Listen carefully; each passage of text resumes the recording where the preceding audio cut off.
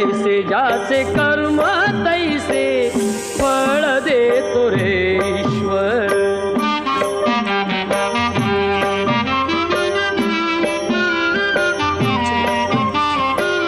क्षणिक सुखासाठी अपुऱ्या कुणी हो